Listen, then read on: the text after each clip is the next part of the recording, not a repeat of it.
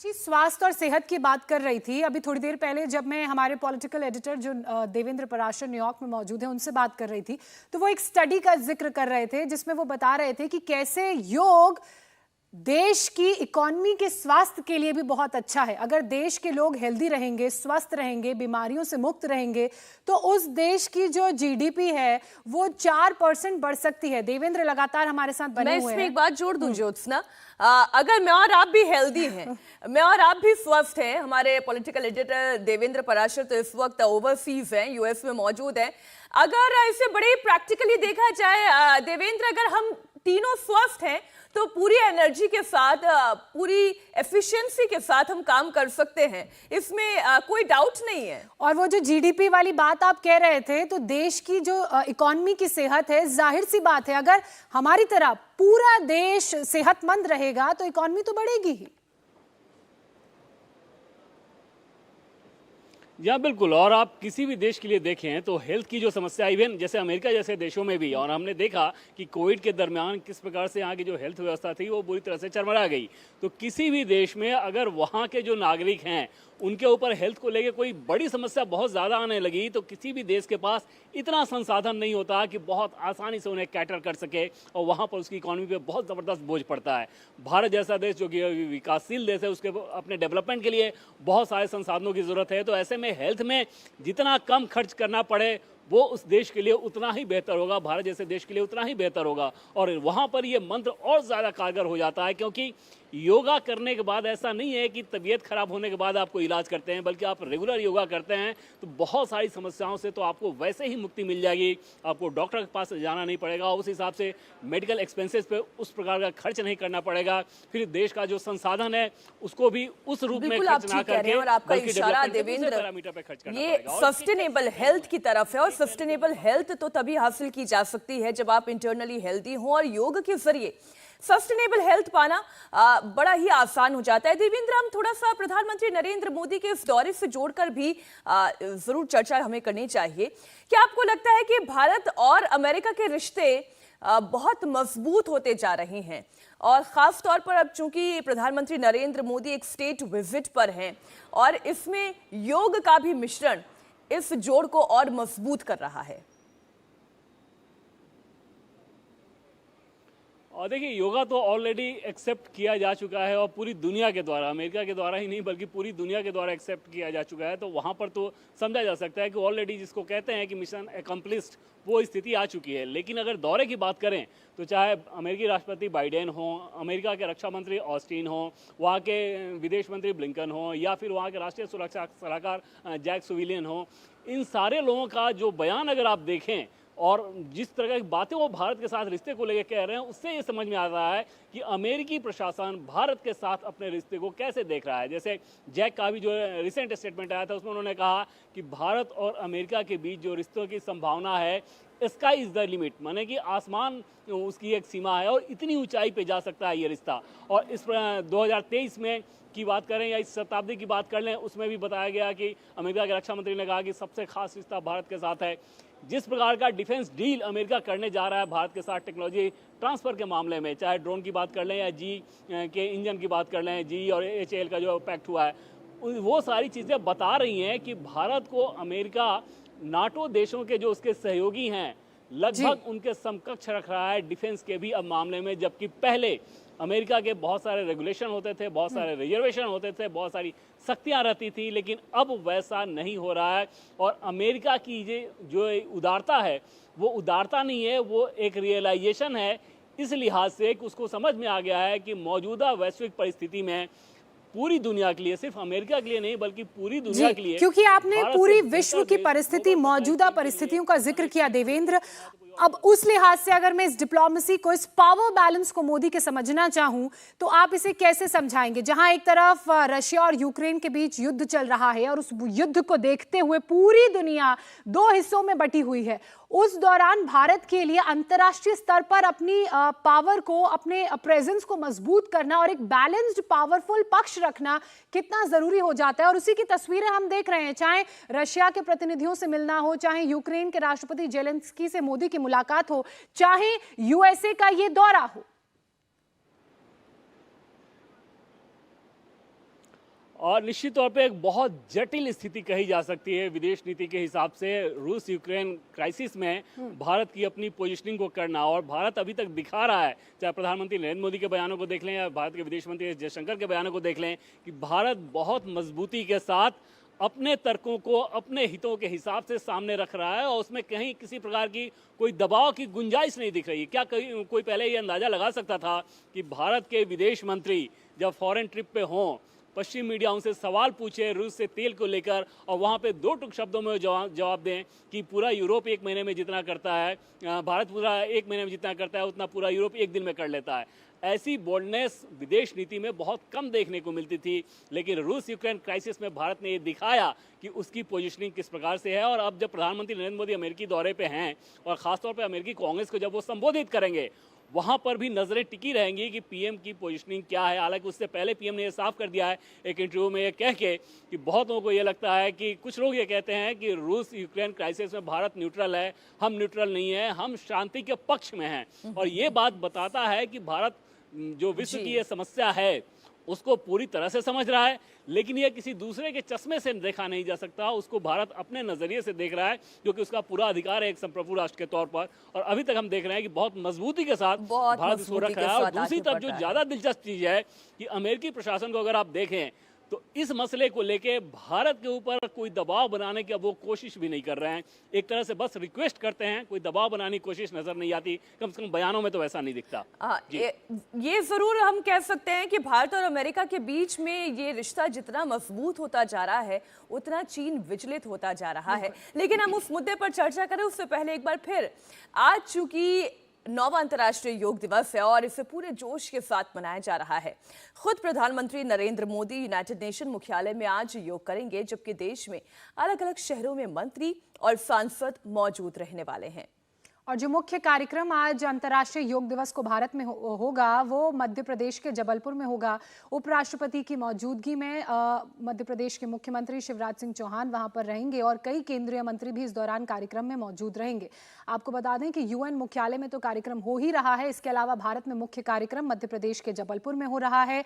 साथ ही और जो देश के अलग अलग राज्य हैं वहां पर भी योग दिवस को लेकर कार्यक्रमों का आयोजन किया गया है। हाईलाइट पॉइंट भी हम आपको बता दें, इस बार के योग दिवस का मुख्य कार्यक्रम मध्य प्रदेश के शहर जबलपुर में, जैसा कि मेरे सहयोगी ज्योत्सना ने जिक्र किया, वहां पर खुद उपराष्ट्रपति जगदीप धनखड़ मौजूद रहने वाले हैं। उनके अलावा मुख्यमंत्री शिवराज सिंह चौहान वहां पर मौजूद रहेंगे। और एक तस्वीर इस वक्त जो आप देख रहे हैं हरिद्वार से, जहां पर खुद मुख्यमंत्री पुष्कर सिंह धामी मौजूद हैं, योग गुरु स्वामी रामदेव मौजूद हैं, आचार्य बालकृष्ण मंच पर मौजूद हैं।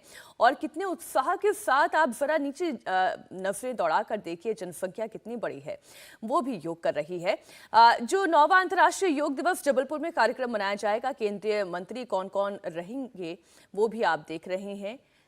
उपराष्ट्रपति जगदीप धनखड़ की मौजूदगी में मंगू भाई पटेल जो राज्यपाल हैं मध्य प्रदेश के वो, इसके अलावा सर्बानंद सोनोवाल केंद्रीय मंत्री, डॉक्टर वीरेंद्र कुमार मौजूद रहेंगे केंद्रीय मंत्री, डॉक्टर मंजूपरा महेंद्र भाई और फग्गन सिंह कुलस्ते, ये वो तमाम भारत सरकार में केंद्रीय मंत्री हैं जो इस कार्यक्रम का हिस्सा बनेंगे। साथ ही मध्य प्रदेश के मुख्यमंत्री के राज्य में क्योंकि ये कार्यक्रम हो रहा है तो वो मेज़बानी कर रहे हैं, तो उनका वहाँ पर मौजूद होना कोई बहुत बड़ी बात नहीं।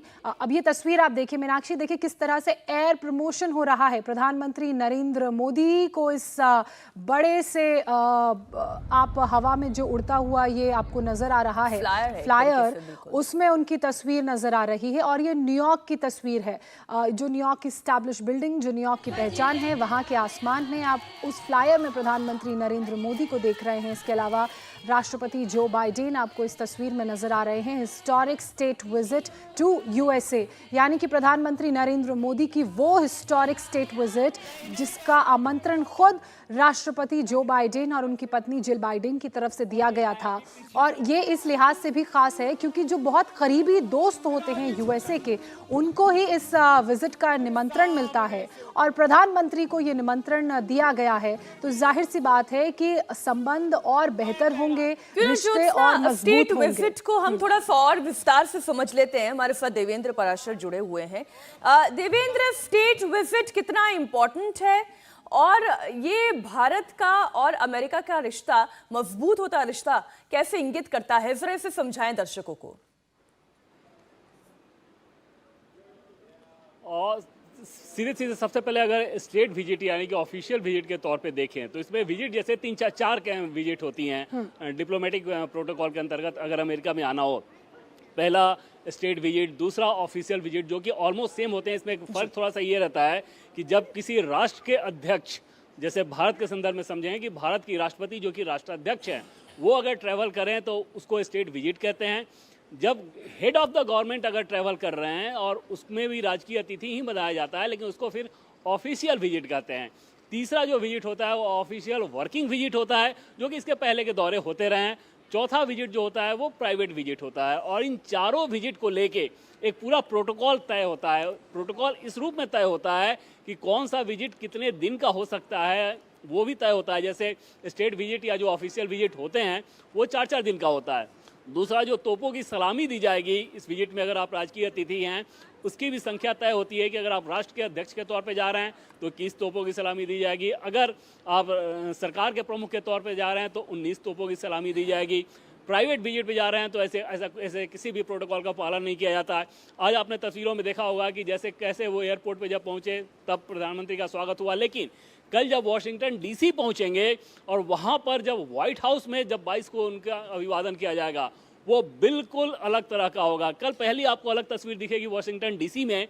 जब प्रधानमंत्री नरेंद्र मोदी वहां पे पहुंचेंगे तो बहुत ट्रेडिशनल तरीके से प्रोटोकॉल के तहत प्रधानमंत्री नरेंद्र मोदी का वहाँ पे स्वागत होगा, जिसमें अमेरिका के चाहे इन्फेंट्री की बात कर लें, उनके कोस्ट गार्ड की बात कर लें, एयरफोर्स की बात कर लें, नेवी की बात कर लें, वो लोग मौजूद रहेंगे, उनके प्रोटोकॉल के अधिकारी मौजूद रहेंगे, उनके राजदूत मौजूद रहेंगे, एक रेड कारपेट बिछाया जाएगा। लेकिन 22 तारीख का जब व्हाइट हाउस में कार्यक्रम होगा, तब जब उनका स्वागत किया जाएगा तो वो और भी बड़ा और भव्य होगा। मतलब कुल मिलाकर हिसाब से अगर बात कर लें तो समझा जा सकता है कि कोई देश कुल मिलाकर भारत और यूएसए का जो पावर डायनामिक्स है, ये विजिट उसकी तस्वीर है। अब इस पावर डायनामिक्स का असर चीन पर कैसे पड़ रहा है, चीन क्यों इतना चिढ़ा हुआ है कि अलग अलग तरह की बयानबाजी कर रहा है, वो भी देवेंद्र आप समझाइए।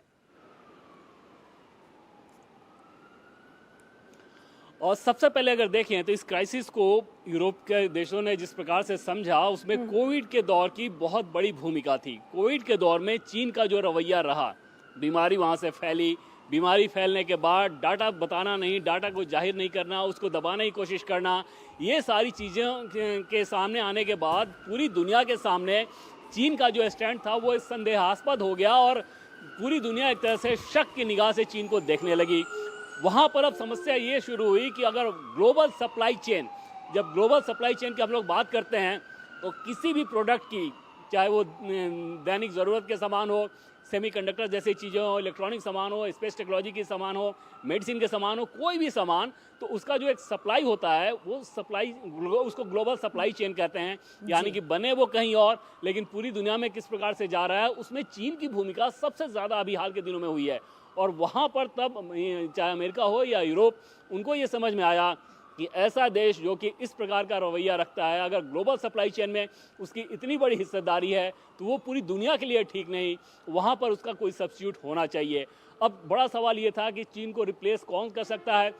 उसमें सीधे सीधे सबसे पहला नाम जो उन लोगों को समझ में आया वो भारत इस लिहाज से समझ में आया कि भारत दुनिया का सबसे बड़ा लोकतांत्रिक देश, अपने लोकतांत्रिक मूल्यों के आधार पर और अपने मानव संसाधन के दम पे भारत बहुत आसानी के साथ चीन को बीट कर सकता है अगर यूरोप और अमेरिका के देश उसे टेक्नोलॉजी के मामले में सहयोग करें तो। और वहाँ से जब ये सोच आगे बढ़ी तो उसके बाद आप देखें कि न सिर्फ अभी अमेरिका की तस्वीरें हम देख रहे हैं, बल्कि उसके पहले फ्रांस ने भी ये बताया कि पनडुब्बी के निर्माण में भी हम भारत की मदद कर सकते हैं। ब्रिटेन ने भी ये बताया कि हम किस प्रकार से, चाहे एयरफोर्स की बात कर लें या नेवी की बात कर लें, उसमें हम भारत की मदद करना चाहेंगे। जर्मनी ने इस बात को कहा। तो चाहे यूरोप हो या अमेरिका, वो ये समझ रहे हैं कि एक तरफ चीन के साथ अगर भारत को अलग करना है, दूसरी तरफ रूस के ऊपर भारत की जो निर्भरता है, उस निर्भरता को भी अगर खत्म करना है तो उसमें बहुत ज़रूरी ये है कि अमेरिका और यूरोप भारत को सैन्य मामलों में उसी तरह से सपोर्ट करें। और जब तक वो सपोर्ट नहीं होगा, रूस के ऊपर भारत की निर्भरता बनी रहेगी, ऐसा पश्चिम के देश मान रहे हैं। अब देखिए देवेंद्र, आपने जो चीन की बेचैनी समझाई है उससे एक बात तो समझ में आती है, वो ये कि अमेरिका और भारत के लिए चीन को लेकर चिंता एक जैसी है। और फिर वो चाहे स्ट्रैटेजिक रिलेशनशिप को आगे बूस्ट करने की हो भारत और अमेरिका के बीच में, ये इसका एक हिस्सा कहा जा सकता है।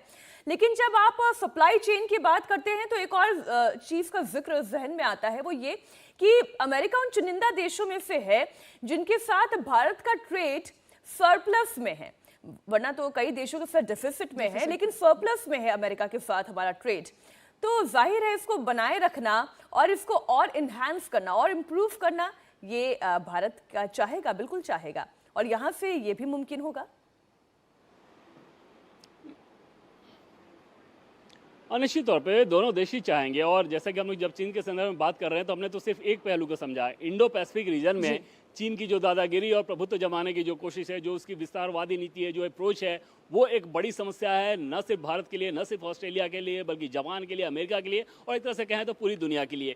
तो ये कई सारी वजहें ऐसी हैं जिसके चलते चीन को लेकर पूरी दुनिया सशंकित है, और वहाँ पर भारत के साथ ज़बरदस्त संभावनाओं के तौर पर वो लोग देख रहे हैं। ट्रेड की बात करें तो हाल के दिनों में भारत और अमेरिका का ट्रेड जिस प्रकार से बढ़ा है, मोस्ट फेवर्ड नेशन के तौर पर एक तरह से भारत का ट्रेड लगातार अमेरिका के साथ हो रहा है। आगे उसमें और भी बहुत ज़्यादा संभावना है। अभी तक अगर आप देखें तो दोनों ही देश एक दूसरे के साथ बहुत हद तक हिचक रखते थे। दूसरी समस्या रहती थी कि रेगुलेशन को लेके दोनों ही देशों में बहुत सारे कठोर नियम रहते रहे हैं। इन वजहों से इसमें ट्रेड को बहुत ज़्यादा फायदा हुआ नहीं। जैसे डिफेंस के मामले में अमेरिका अपनी टेक्नोलॉजी कभी देता नहीं। अमेरिका की ये भी शर्त रहती है कि अगर आपको मरम्मत कराना है, जहाज हो, कलपुर्जे हो, हथियार हो, कुछ भी, वो हम ही करेंगे। आप किसी तीसरे देश को इसको हस्तांतरित नहीं कर सकते। दूसरी तरफ रूस का विकल्प आता था बहुत आसानी के साथ कि एक तो वो कम कीमत पे यानी कि अफोर्डेबल रेट पे वो देते थे। उनके तरफ से ये कोई शर्त नहीं होती थी कि आप हमसे ही मरम्मत कराएं।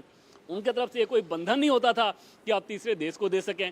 तो इन सारी वजहों से अमेरिका यूरोप की जो नीति थी, बदले समय में उनको ये समझ में आ गया कि अगर भारत के साथ आपको अपना रिश्ता रखना है तो डिफेंस पॉलिसीज में भी बदलाव करना होगा, और वही बदलाव इस बैठक में देखने को मिलेंगे। देवेंद्र, ये उम्मीद की जा सकती है।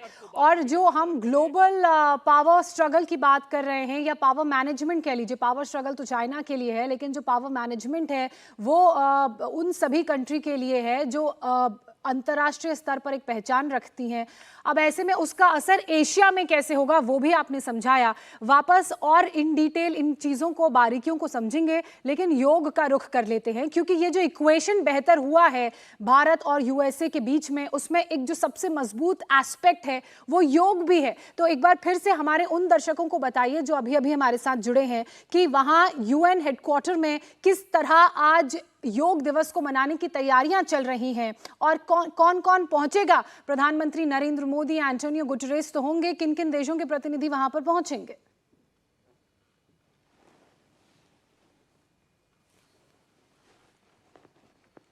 इंडिया टीवी हर वक्त हर जगह डाउनलोड करने के लिए सर्च करें India TV news Google play store या ऐप स्टोर पर।